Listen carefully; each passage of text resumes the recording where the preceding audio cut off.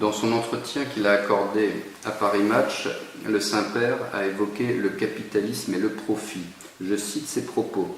« Le capitalisme et le profit ne sont pas diaboliques si on ne les transforme pas en idoles. Ils ne le sont pas s'ils restent des instruments. Si en revanche domine l'ambition déchaînée de l'argent, si le bien commun et la dignité des êtres humains passent au deuxième, voire au troisième plan, si l'argent et le profit à tout prix deviennent des fétiches qu'on adore, si l'avidité est à la base de notre système social et économique, alors nos sociétés courent à la ruine. » Oui, on reproche souvent au pape d'être anticapitaliste, mais vous voyez, il n'en est rien. C'est-à-dire qu'il est tout à fait capable de faire la distinction entre le capitalisme lui-même et les dévoiements du capitalisme. Donc son analyse consiste à dire aujourd'hui que le capitalisme, mais ça il n'y a pas que lui qui le dit, est dérégulé et s'est habitué à des dérives majeures. Et donc ce sont ces dérives majeures qu'il stigmatise de fait impitoyable. Mais ce faisant, il ne fait que, c'est même pas un commentaire, c'est presque une paraphrase de la doctrine sociale de l'Église telle qu'elle est contenue dans le catéchisme, dans le compendium de la doctrine sociale de l'Église.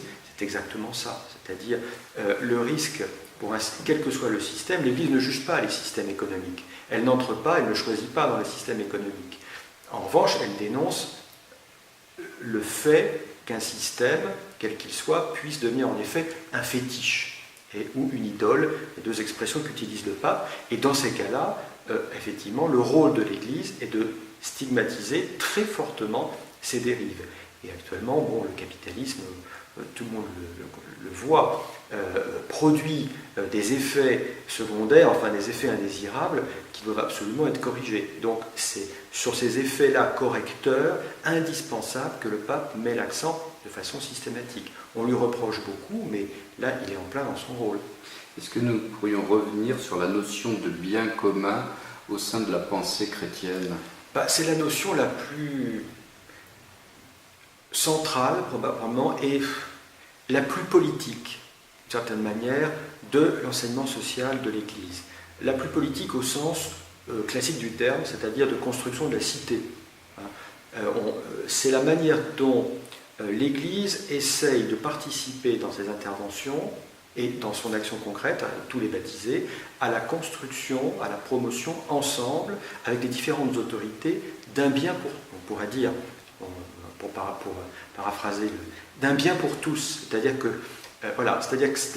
c'est une façon pour l'Église de dire, surtout depuis l'acceptation par l'Église de la démocratie et de la République, que l'Église ne se situe pas au-dessus, mais qu'elle va, avec les autres acteurs de la vie civile, de la vie sociale, proposer une vision commune, un horizon commun qui est le bien commun. Ça ne veut pas dire que l'Église a une autre vue, une autre visée, qui est une visée transcendante, comme chacun sait, qui est donc l'orientation de la vie de chaque personne humaine vers le royaume de Dieu, le royaume qui vient, mais même en ce monde, même ici-bas, et dès ici-bas, les chrétiens peuvent participer à la construction d'une société aussi juste que possible avec les autres, parmi les autres membres.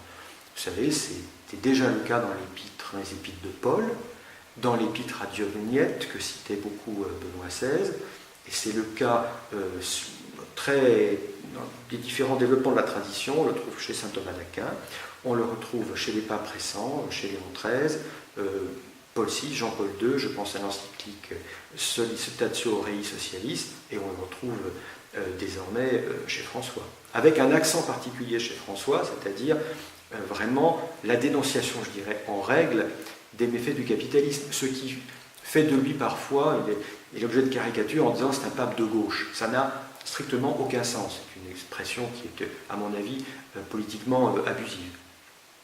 Y a-t-il une pensée économique spécifiquement chrétienne ? Il y a une pensée économique qui est spécifiquement chrétienne, qui est l'Évangile. L'Évangile n'a pas réponse à tout. L'Évangile, je dirais, fournit à chaque chrétien des éléments de base, des intuitions de base, des outils de base. Quand je dis des outils, c'est-à-dire c'est des outils extrêmement forts. Privilégier par exemple les exclus, aller même au-devant des exclus, Ce sont donc des recettes, ce serait vraiment un terme inapproprié, mais oui, des outils de base pour ensuite que chaque chrétien, dans l'époque qui est la sienne, dans le contexte qui est le sien, prenne ses décisions en conscience, avec, je dirais, les outils les plus modernes et les problématiques les plus complexes qui sont les siens. Donc l'Évangile a souvent été décrit comme une utopie. Le pape François, par exemple, et il n'est pas le seul, loin de là, fait la preuve que cette utopie politique est peut-être la seule qui aurait il y a eu des réalisations massives dans l'histoire, un lieu vraiment. Une utopie, c'est ce qu'il n'y a pas de lieu. L'Évangile se réalise concrètement dans des lieux concrets où les gens se solidarisent, construisent entre eux et autour d'eux le bien commun. Donc cette utopie politique risque d'être la seule proposition, je dirais, concrète, qui innerve, qui diffuse, qui se diffuse dans des systèmes économiques que, comme chrétiens, nous n'avons pas à choisir ou récuser, mais qui innervent.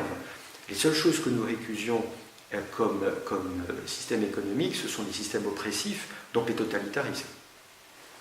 Quelles sont les valeurs principales, fondatrices, fondamentales, au service de cette pensée économique chrétienne ? Là encore, la seule priorité énoncée par Jésus, c'est d'aller vers l'Évangile, n'est pas fait pour les gens bien portants, mais pour les malades et les pécheurs. Et donc cette priorité, elle est ab initio, elle est depuis Jésus-Christ et elle est jusqu'à la fin des temps. C'est une priorité, si vous voulez, qui permet de passer au crible de façon absolument impitoyable les décisions petites, moyennes et grandes d'une société. Là aussi, on peut prendre la pyramide inversée, de l'homme de la rue jusqu'à l'édile, et qui ne pense qu'à une chose, c'est de dire qu'il a envie de servir son pays. Et, voilà. Le pape a affirmé qu'il était un prêtre de la rue.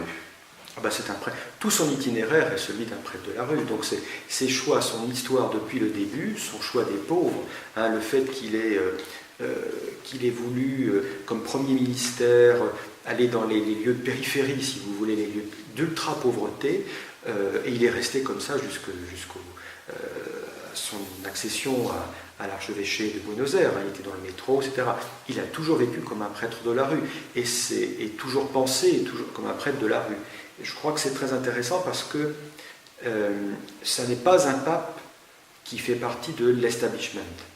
C'est un pape pauvre parmi les pauvres. Et du coup, son itinéraire est une puissance de renouvellement jusqu'au sommet de la pyramide, que ça plaise ou non. Le 16 octobre, il a salué personnellement une trentaine de sans-abri. Mais oui, il fait des gestes comme ça tout le temps et il ne se force pas. C'est-à-dire que ce sont les priorités de l'Évangile. Et je crois que ces priorités, une forme d'installation mondaine de l'Église a tendance à les rendre secondes. Je crois que le pape remet en priorité ce qui doit l'être, c'est-à-dire les non prioritaires. Les non prioritaires du monde sont prioritaires aux yeux de Dieu et donc pour l'Église. Le pape s'est exprimé lors du 3e Forum mondial du développement économique local. Il a dit « Le développement économique local semble être la réponse la plus adéquate aux défis que nous présente une économie globale et souvent cruelle dans ses résultats. » Une des réponses politiques du pape François, pour utiliser le terme politique, c'est effectivement un souhait de mettre en valeur, de préserver, de développer les initiatives locales. Donc c'est là aussi lié à son expérience, mais remarquez, on trouve ça chez d'autres, je pense à des philosophes contemporains, que parmi la mondialisation anonymise, la mondialisation généralise l'indifférence, la mondialisation nous montre que les solutions pour tous, là on pourrait aussi faire allusion au synode, les solutions universelles ne fonctionnent plus. que donc c'est ensemble, comme on disait dans la théologie de la libération, finalement les communautés de base, mais ça je pense que la théologie du peuple est assez proche à ce point, sont les communautés de base, les solidarités de base, on parlerait peut-être de réseau aujourd'hui, qui permettent de promouvoir, je dirais par capillarité, un bien commun que la mondialisation ne permet plus aujourd'hui. Souligner la nécessité d'avoir accès à une habitation à soi, d'avoir un travail honorable, d'avoir une alimentation adéquate, de l'eau potable, mais également de bénéficier d'une liberté religieuse et plus généralement d'avoir accès à une liberté d'esprit et également avoir accès à l'éducation. Oui, c'était une terre, un travail et un toit. Chaque être humain, quand on parle de la dignité de la personne humaine, elle commence par là, une terre, un toit, un travail. Vous pouvez mettre le tiercé dans les trois, dans un ordre différent, mais c'est ça. Et donc, vous savez, c'est exactement ce qui se passait en Israël, quand le peuple exilé, le peuple qui marchait dans le désert, etc., le peuple qui n'avait plus de terre, qui n'avait plus de toit, qui était nomade, etc. Alors, la vision du pape, c'est que l'Église, comme mère, fournit, comme mère et comme refuge, fournit au plus grand nombre, et fournit même à la multitude, une terre, un toit et un travail. C'est pour ça qu'il a une vision, si vous voulez, extrêmement inclusive, d'une Église globale dans lesquelles les pauvretés locales, je dirais, sont intégrées. Il a également souligné la nécessité d'intégrer des critères éthiques dans les systèmes et dans les décisions, de se libérer des idéologies et des manipulations politiques. Alors c'est un vaste projet parce qu'elles sont partout présentes et aussi dans l'Église. L'Église est composée de saints et de pécheurs, et parfois d'ailleurs les pécheurs en se convertissant deviennent des saints, heureusement. Mais l'Église est une Église sainte et pécheresse en même temps. Et donc les manipulations dont il est fait l'allusion peuvent en effet corrompre le fonctionnement ordinaire ou extraordinaire de l'Église. Et de ce point de vue-là, la réforme de l'Église est un travail incessant. Et les plus beaux fruits de la réforme de l'Église, c'est évidemment de produire des saints. Vous parliez tout à l'heure, on parlait de Thérèse de Lisieux et de ses parents. Et les fruits, la garantie des fruits de l'Église, c'est la naissance, l'épanouissement de la sainteté. Il a fait référence également dans ce message à la pensée sociale chrétienne, Léon XIII d'une part, et d'autre part à des penseurs plus contemporains, Giuseppe Toniolo et Don Sturzo. Les sources du pape sont des sources extrêmement variées, qu'il va emprunter aux autorités, comme on disait à l'époque médiévale, aux autorités classiques, et puis à des autorités assez étonnantes, qu'il va puiser dans d'autres religions, dans des gens qui n'ont pas de religion du tout.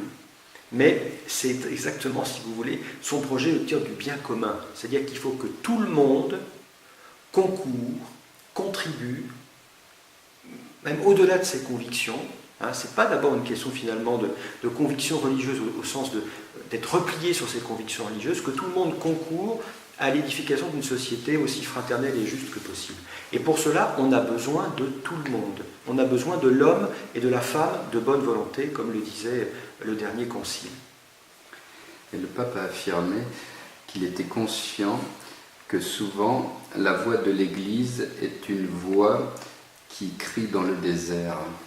Oui, parce que regardez le voyage du pape aux États-Unis sur la peine de mort.